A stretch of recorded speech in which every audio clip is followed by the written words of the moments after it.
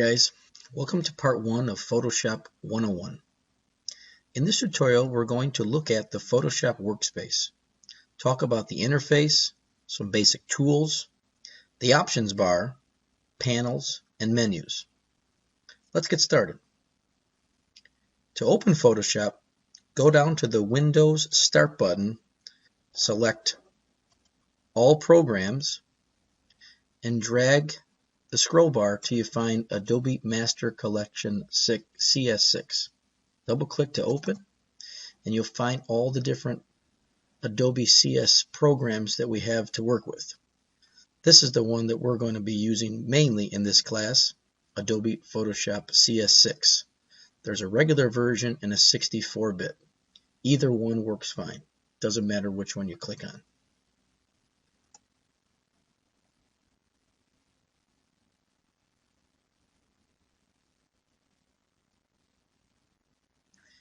After Photoshop opens, you can either make a new document by going to File, New.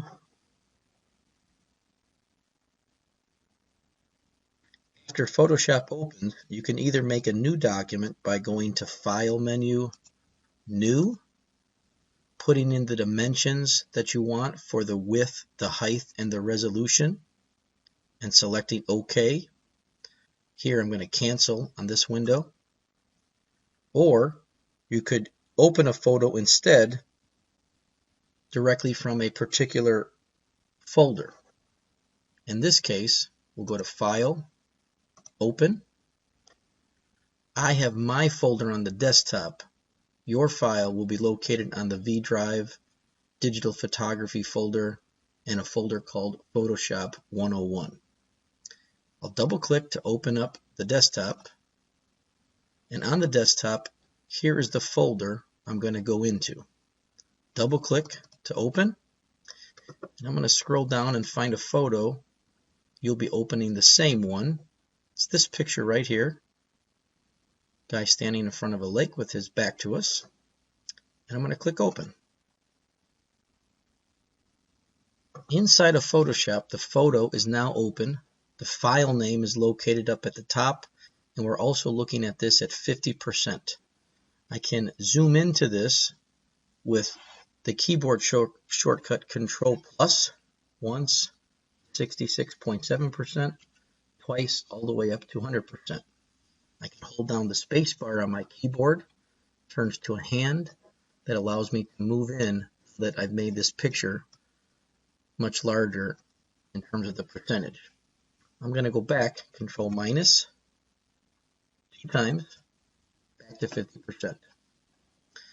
Over here along the left side are the tools that Photoshop has to work with.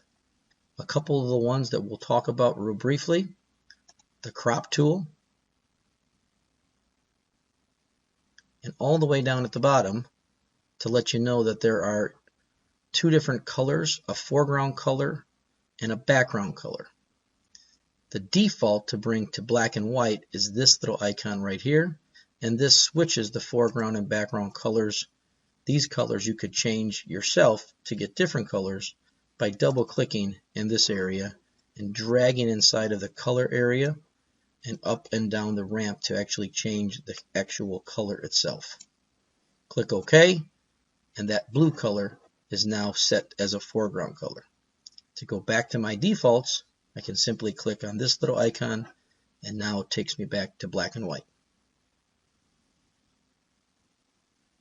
Anytime you work with a tool, simply by clicking in this area on any tool, you notice the option bar right in this area keeps changing. Depending on the tool, it might change significantly or maybe just a little bit. What's happening is, for instance, on the brush, there are specific brushes, different modes, opacities that I can work with for that brush. If I go to the Move tool, it has different settings I can control for the Move tool, so on and so forth for all the other tools that are available inside the Tools panel. So the Tools panel, the Options bar, different panels are located over here along the side: color, swatches, so on and so forth. And the final area to look at is up at the top, the menu bar. The two things I'm going to have us do is to crop this photograph, try to get it to use the rule of thirds, which we learned about in our photography composition, and also work with one of the selections under image that are auto adjustments, auto tone, contrast, or color. First, let's take a look at the crop tool. It's very easy to use. You find a photograph that you want to compose in a different way. Simply click, hold down the mouse button, drag that to a different look, and once I have it here, I can still move it around, and we actually can see how this image is being broken down into the rule of thirds. I can still change it to get exactly the look that I'm after. We'll go something like this.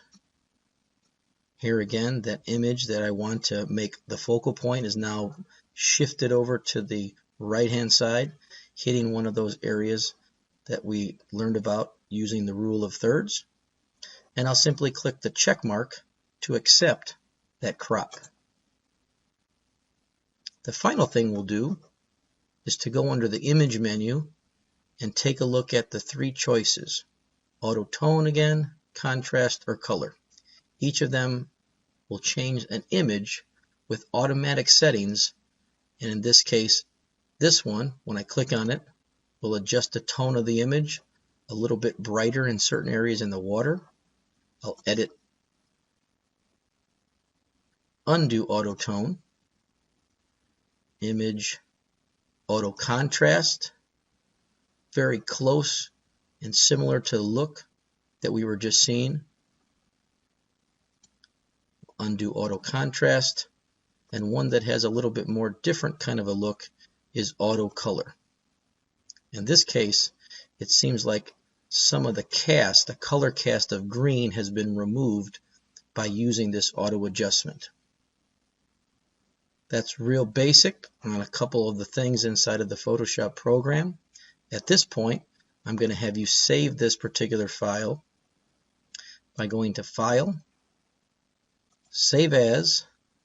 We're going to navigate out of the Photoshop 101 folder, go to the desktop. I'll save mine to the desktop. I'll have you save yours to the V drive, digital photography, and inside period 2, I'll have you save it to a folder designated exercises. Save this one as your last name, exercise 1.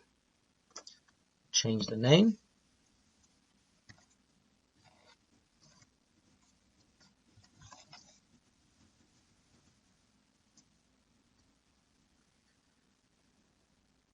Simply click Save. If the JPEG options come up, the quality setting, keep it at 8 or 9. Mine is at 8, and I'll click OK.